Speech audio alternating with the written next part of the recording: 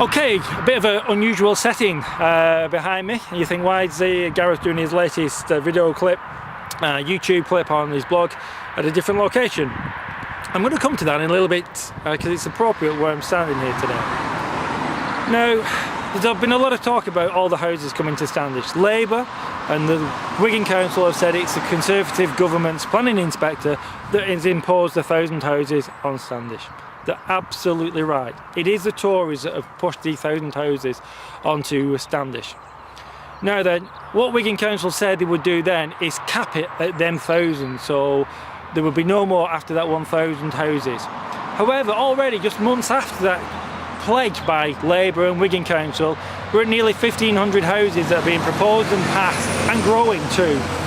That's a 50% increase on what Wigan Council said they would cap it at. Why? Did they not think they would get found out? Do they not think people will know the truth about this? Now, Wigan Council said the 1,000 houses that originally said they would cap at would generate a pot of money of £5 million. They're absolutely true. It will create a pot of money for £5 million.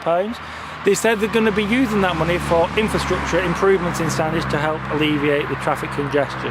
Great, fantastic. We're starting hearing what we need to hear.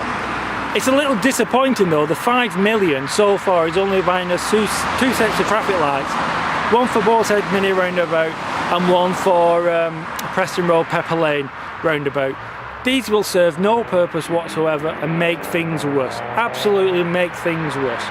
Wigan Council have not got a clue of what Standish needs.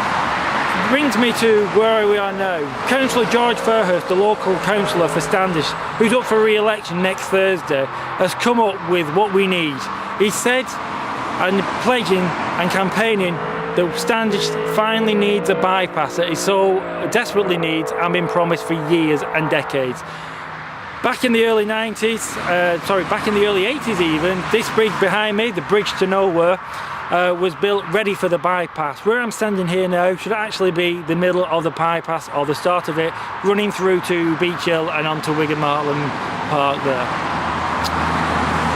They failed to deliver. They said it's because they didn't have the money and it would cost an awful lot of money. Now, Wigan Council say they've got £5 million and that won't be enough to build a bypass. But all these developments in Standish won't actually just create one pot of money. It'll actually create several. Now, when you add up all them several pots that all the houses in Standish will generate, it will be near £15 million.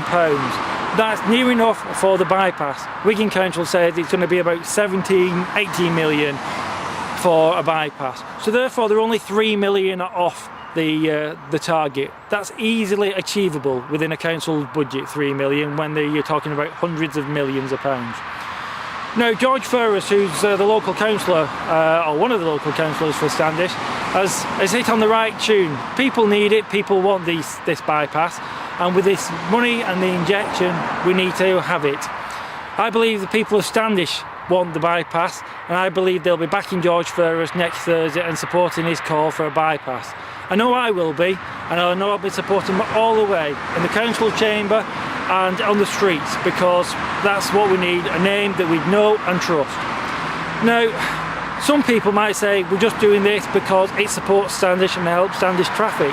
However, if we have a bypass here where I'm stood now, it actually will help alleviate the Z-bends at Shevington. It'll also help alleviate traffic at Orwell and Pemberton and Saddle Junction and Robin Retail Park as well.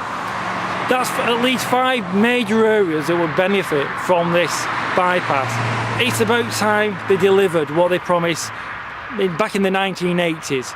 It's time to have the bypass, and George Fairhurst has got it absolutely right. Let's have the bypass, vote for a bypass, vote for George Fairhurst next Thursday, because we need this bypass, and send a clear message to Wigan Council. It's about time we had all the money that's been generated from these houses, not just a third of it effectively.